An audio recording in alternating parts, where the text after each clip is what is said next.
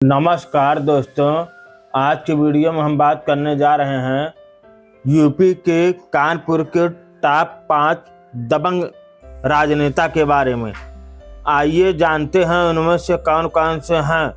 Number 1, Irfan Solanki. Rajasthan के अजमेर में 5 जून 1979 को हाजी मुश्ताक सोलंकी के घर जन्मे। राजनीति इरफान को विरासत में मिली है। उनके पिता मुश्ताक सोलंकी मुलायम सिंह यादव के करीबी रहे हैं। अपने पिता की राजनीतिक विरासत को आगे बढ़ाते हुए सोलंकी ने पहली बार साल 2007 में उत्तर प्रदेश के कानपुर जिले के आर्य नगर सीट से विधानसभा का चुनाव लड़ा। वह इस चुनाव में सपा को जीत दिलाने में सफल रहे। इसके बाद साल 2012 में और 2017 की मोदी लहर में भी सोलंकी को कोई हरा नहीं पाया।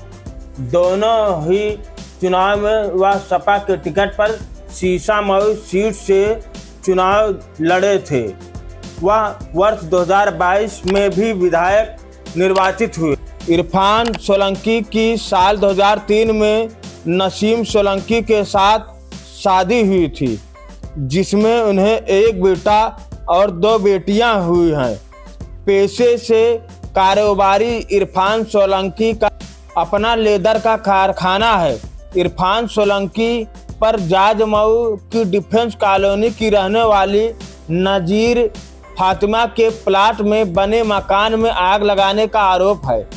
इसके अलावा दिल्ली से मुंबई तक की हवाई यात्रा में फर्जी आधार कार्ड का इस्तेमाल करने के आरोप भी सोलंकी पर लगे हैं।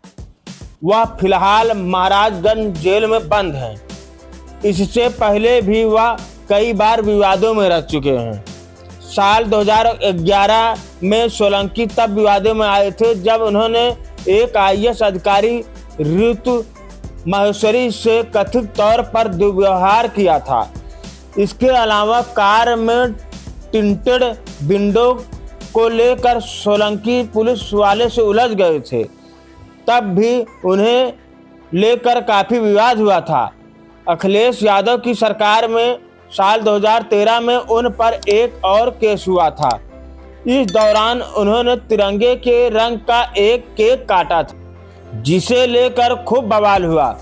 इरफान सोलंकी को सजा हो जाने के कारण उनकी विधानसभा की सदस्यता रद्द हो गई, जहां सीसामऊ विधानसभा में उपचुनाव हो रहे हैं। इरफान की पत्नी नसीम सोलंकी सपा के टिकट पर मैदान में है। नंबर 2, प्रमीला पांडे। प्रमीला पांडे मूल रूप से जौनपुर की रहने वाली हैं, लेकिन उनका ऑफिस और रहना कानपुर ही है। पति रजिस्ट्रार कार्यालय से सेवानिवृत्त हैं। उनके 3 बेटे हैं। प्रमीला 12वीं तक पढ़ी हैं और लंबे समय से RSS से जुड़ी हुई हैं। इसके बाद वह पार्षद चुनी गई। कानपुर में प्रमीला पांडे को अपने दबंग अंदाज के लिए जाना जाता है। ये लोगों के बीच रिवाल्वर दीदी और रिवाल्वर अम्मा के नाम से मशहूर हैं। मेयर बनने से पहले वह पार्षद थी। उस दौरान वे अपनी लाइसेंसी रिवाल्वर लेकर जीप से घूमा करती थी। प्रमीला भाजपा की महिला मोर्चा की जिलाध्यक्ष भी रह चुकी हैं। प्रमीला साड़ी पहनती हैं और साड़ी के साथ ही रिवाल्वर लेकर चलती हैं। लोगों ने उन्हें रिवाल्वर दीदी कहने शुरू कर दिए। उनके इसी दबंग अंदाज से अधिकारी भी उनसे डर कर रहते थे। वहीं जनता के बीच उनकी छवि रॉबिन हुड जैसी थी। प्रमीला पांडे स्वभाव से काफी जिद्दी हैं। एक बार तो वह अपने ही सरकार के खिलाफ धरने पर बैठ गई थी।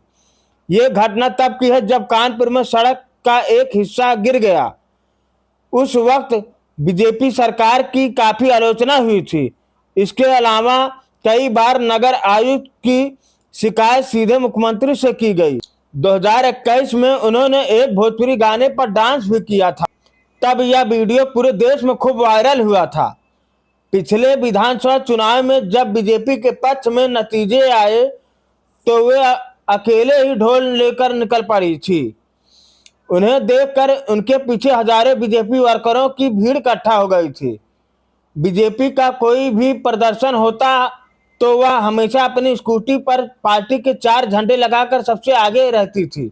दोस्तों, वीडियो में आगे बढ़ने से पहले वीडियो को लाइक, चैनल को सब्सक्राइब कर लें। नंबर 3, अंकित शुक्ला। अंकित शुक्ला पार्षद सौम्या शुक्ला के पति हैं। अंकित शुक्ला, जिनका यशोदा नगर में सिक्का चलता है, प्रदेश में वे तब चर्चा में आए जब उन्होंने अपने गाड़ी से ओवरटेक को लेकर दवा व्यापारी को गाड़ी भिड़ने की वजह से जमकर पिटाई की थी। तब मामला तूल पकड़ा और उन पर 25,000 का इनाम रखा गया। बाद में उन्होंने पुलिस कमिश्नर के सामने सरेंडर कर दिया। नंबर 4, संदीप ठाकुर। संदीप ठाकुर वर्ष 2002 में कानपुर के डीबीएस कॉलेज गोविंद नगर के अध्यक्ष का चुनाव लड़ रहा था। जुलूस के दौरान बर्रा 2 सब्जी मंडी में विरोधी मनोज सिंह का जुलूस सामने आया तो जबरदस्त मारपीट शुरू हो गई।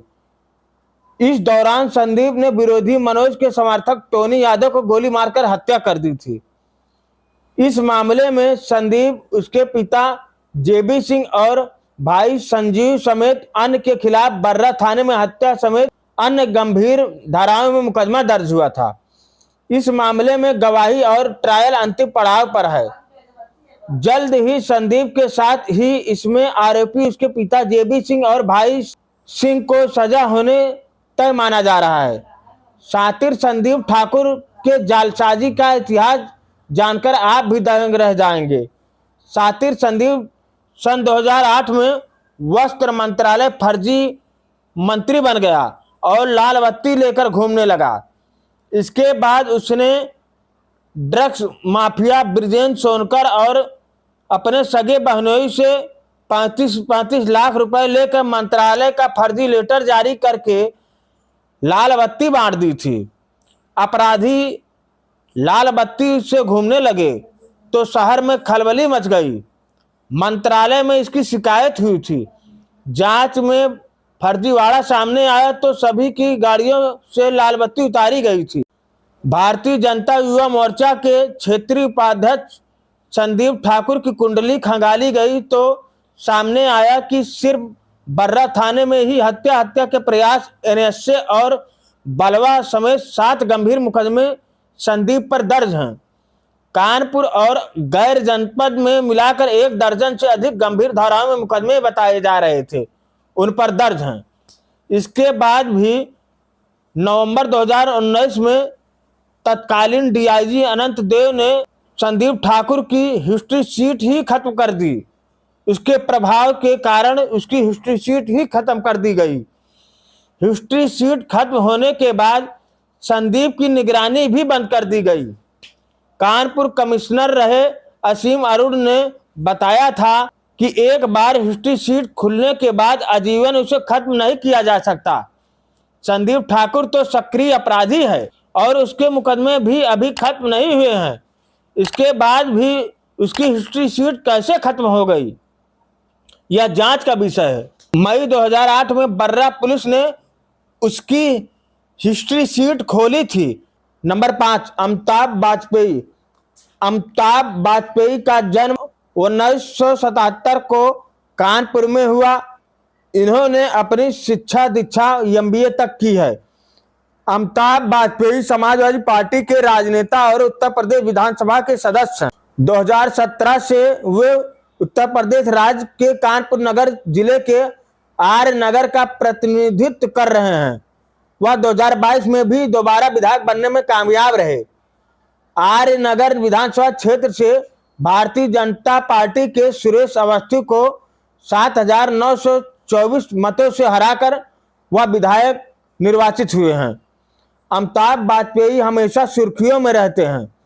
NHAI के अफसर को थप्पड़ मारो 1 लाख ले जाओ ऐलान करने पर उन पर FIR दर्ज हुई थी। कानपुर के वाणिज्यकर के असिस्टेंट कमिश्नर से मारपीट और बलवा के मामले में अमिताभ वाजपेयी पर 11 साल पहले उन पर मुकदमा दर्ज हुआ था। अमिताभ वाजपेयी की पत्नी पूर्व में मेयर का चुनाव कानपुर से लड़ चुकी हैं। आज के वीडियो में इतना ही, मिलते हैं नई जानकारी के साथ, तब तक के लिए जय हिंद। यदि हमारे चैनल पर पहली बार आए हैं, वीडियो जरूर लाइक करें, चैनल को जरूर सब्सक्राइब करें। धन्यवाद।